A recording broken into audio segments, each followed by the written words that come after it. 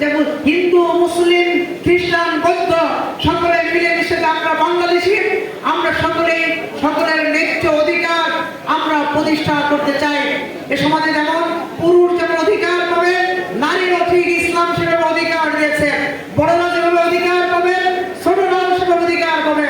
যেভাবে সকল ধর্মের মানুষ স্বাধীনভাবে তার ধর্ম পালন করতে পারবে, সেরকম একটি সমাজ আমরা প্রতিষ্ঠা করতে চাই।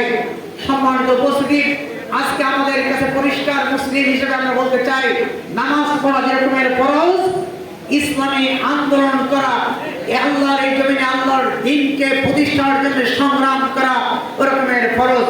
আল্লাহ কোরআনে বলেছেন, আন আকিমুদ্দিন ওয়ালা তাতাফাররাকু ফি, এই ব্যাপারে কোনো মতভেদ করা যাবে না।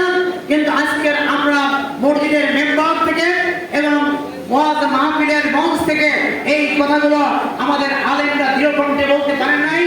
আজকে যে পরিবেশ এসেছে, সেই পরিবেশে আমরা ইসলামের এই সঠিক কথাগুলো, আল্লাহর এই কোরআনের এই কথাগুলো, রাসূলের এই হাদিসের এই বক্তব্যগুলো আমরা আমাদের জাতির সামনে তুলে ধরে আমরা সবাইকে খাঁটি মুসলিম, খাঁটি ইমানদার, খাঁটি মুত্তাকি মুহসিন বান্দায় আমরা পরিণত করতে চাই। বাংলাদেশী হিসেবে আমরা করতে চাই আমাদের এই বাংলাদেশ হবে পৃথিবীর মানচিত্রের একটি রাষ্ট্র, এমন একটি রাষ্ট্র হবে যে রাষ্ট্র হবে আদর্শিক এবং কল্যাণময় সুখী রাষ্ট্রে আমরা পরিণত করতে চাই।